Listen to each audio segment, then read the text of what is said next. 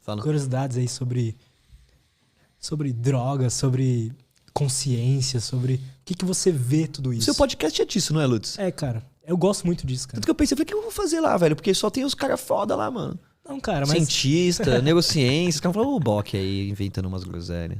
Cara, mas você não... Eu lembro claramente de quando você foi no Flow lá, eu assisti aquele episódio e falei, cara, esse cara tem um autoconhecimento muito foda, ou pelo menos passou por muita experiência transcendental, coisas que... E aí eu lembro de você falar que, porra, participou de um culto e foi uma época muito foda pra você. Eu queria entender mais sobre esse seu lado, assim, né, cara? O motivo de eu começar esse podcast aqui foi por conta de alguns convidados do Joe Rogan. Que legal. Aqueles episódios onde eles falam de cogumelo, tem aquele Paul Stamets lá. Tem o Graham Hancock, que fala da Amazônia.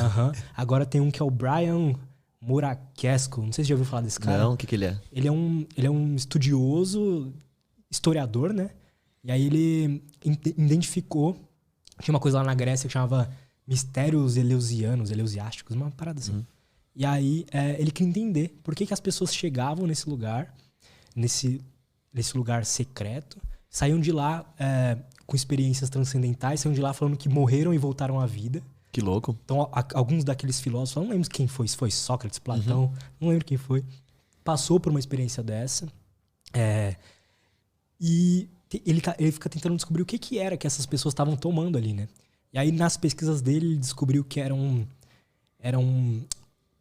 cerveja que eles tomavam, mas que tinha uma contaminação de um fungo que é psicodélico. Nossa, que louco. E aí, ele tenta identificar...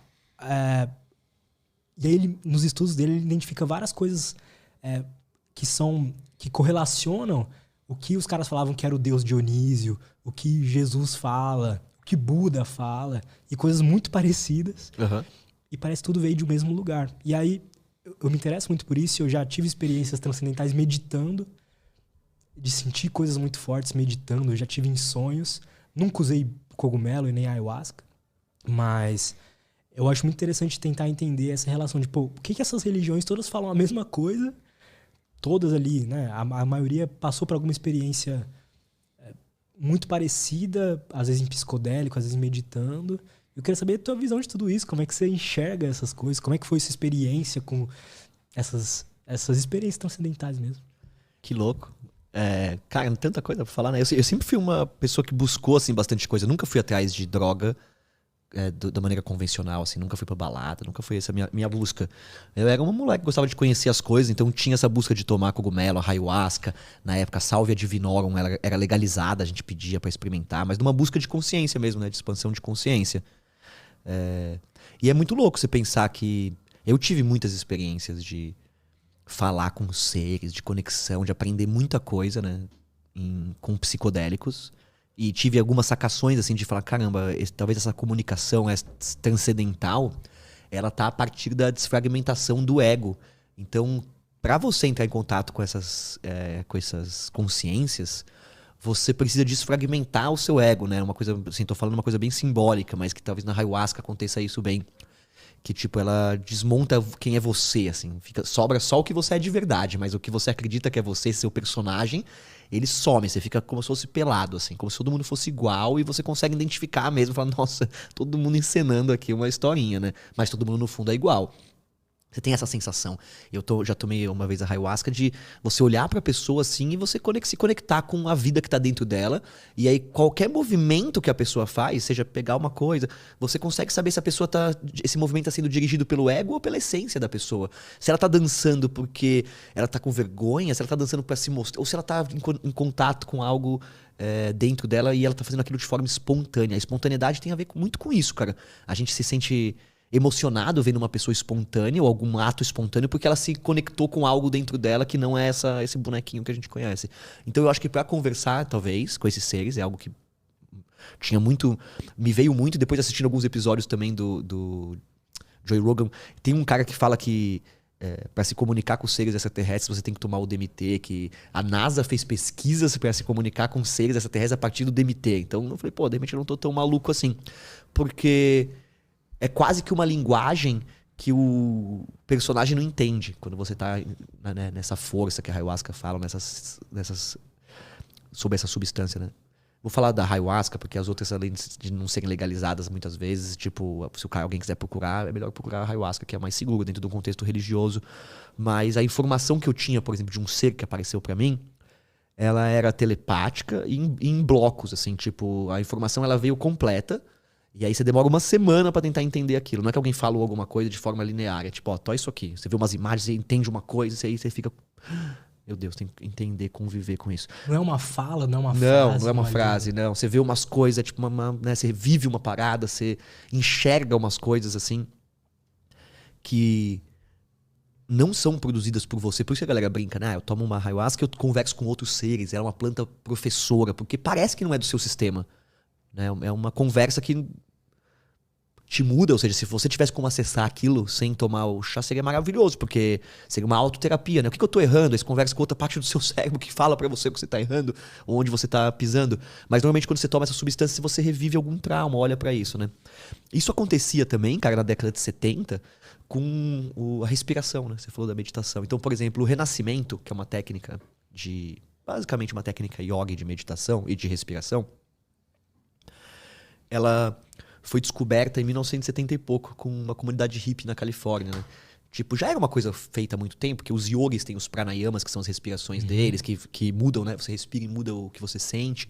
Os Beatles se interessaram por isso, né? Então, não é uma coisa nova, mas ele foi meio que redescoberto isso na década de 70. Eu sou formado em Renascimento, uma das coisas, pelo Instituto de Renascimento de São Paulo. Como que funciona isso?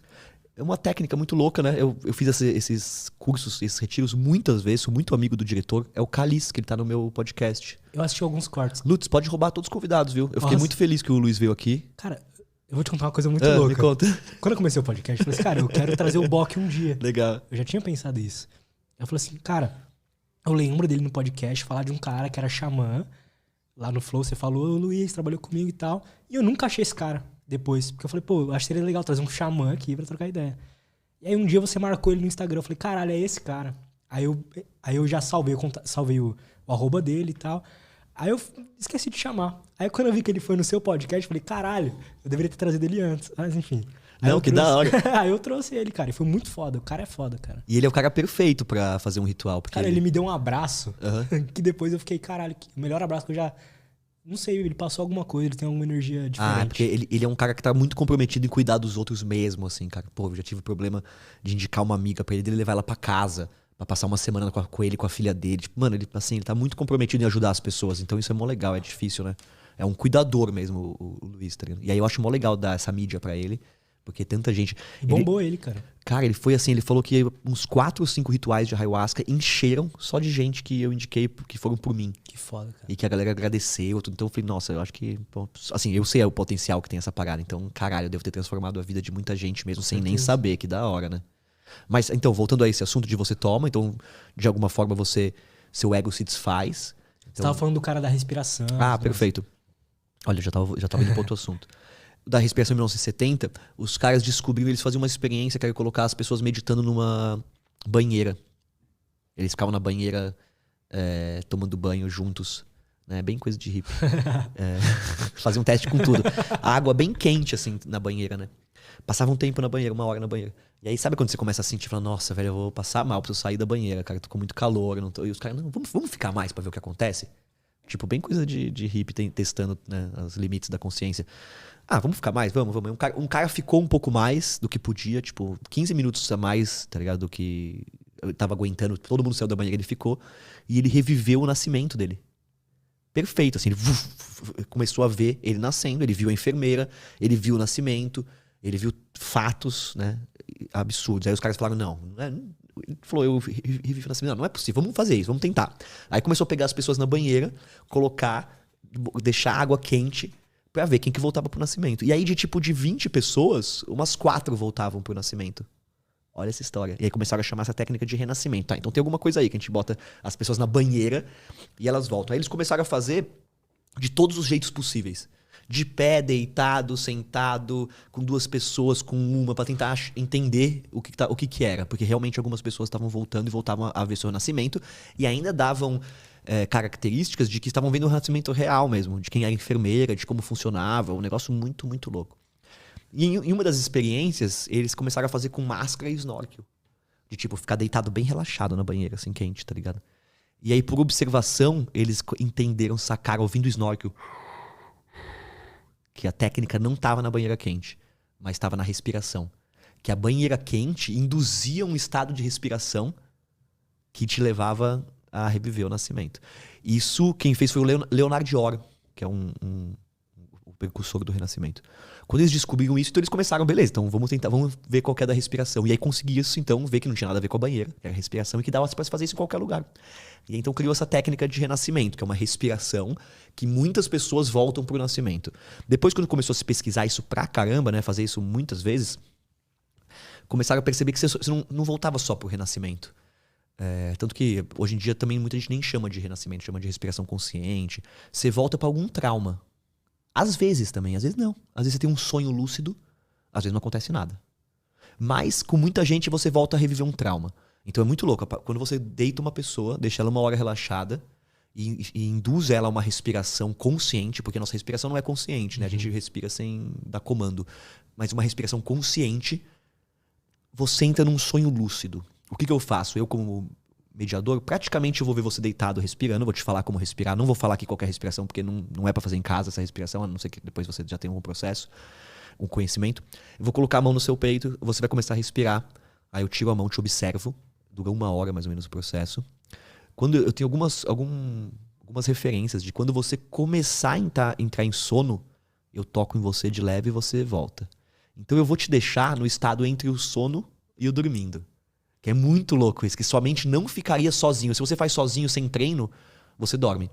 Você começa a dormir. Agora, se eu toco em você e vou te trazendo, você começa a ter um sonho lúcido.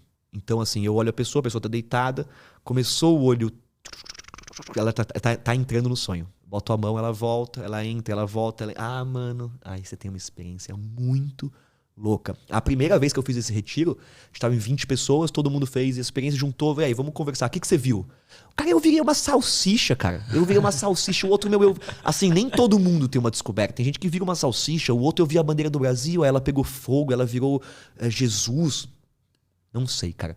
Mas o corpo é muito inteligente.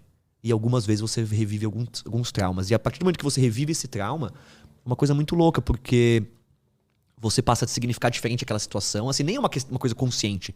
Você simplesmente se sente muito melhor depois. Um exemplo meu. Eu fui um cara que não fui fácil de entrar nessa. Eu fazia um monte de vezes e falava, cara, pra mim esse negócio não tá batendo não, tá ligado? Eu não sei, eu gosto de coisa forte. Isso aí é muito sutil, né?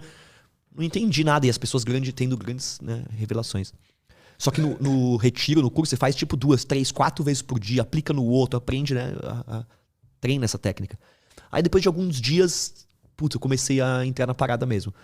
E aí eu vi, por exemplo, uma cena onde tava minha mãe e meu pai comigo no colo, bebê, me apresentando pra minha avó e pro meu avô. Tipo, pros pais deles, que eles tinham tido um filho. Eu enroladinho numa mantinha, assim, na casa da minha avó. Eu sei até onde tava a câmera, de tão audiovisual que a gente é. A câmera tava em cima, eu tava vendo de cima. E aí meu pai tava apresentando, minha mãe tava me apresentando pra minha avó, e minha avó e meu avô tava achando uma bosta. Tipo, nossa, que legal, mais uma criança, show, hein? Pô, vai ser ótimo mais uma criança pra vocês. Tipo, ninguém tava achando muito legal aquilo, tava mó desconforto da porra. E depois eu fui perguntar ao meu pai, eu falei, pai, mano, eu vi uma sensação de você, não sei o que lá. Ele falou, puta, cara, total. A gente teve o último filho sem querer, depois de tantos anos. Eu não queria cuidar de você, porque eu tive uma experiência horrível com os 2 outros filhos, meus irmãos, que foram uns capetas absurdos. Ele falou, mais um, eu não vou dar conta. Então, cara, eu lidei com uma rejeição que eu sentia desde quando eu era bebê. Agora, vivenciando aquilo, entendendo o contexto, quanto meu pai e minha mãe são amorosos, o pepino que eles estavam passando, parece que dentro eu perdoei uma parada que eu nem sabia. Assim, tô tentando explicar o que aconteceu. Uhum. Mas assim, se você pensar entre o renascimento e a ayahuasca, não tem muita diferença. A questão é que um é muito sutil e um é uma porrada na cara. Tem gente que vai com sutil. O renascimento é no amor. Também tem vários jeitos de renascimento. Tem aqueles que as pessoas ficam forçando uma respiração e que dói. Eu não sou adepto a essa técnica. A técnica do renascimento que eu gosto é uma que você só põe a pessoa pra respirar e ela vai. Você não induz, você pode induzir. E aí virar uma bananada do caralho. É a sua responsabilidade o que você faz com a cabeça do outro. A partir do momento que você só enche de oxigênio a pessoa e bota ela pra respirar, o corpo é inteligente, cara. e te leva a viver coisas muito loucas, tá ligado?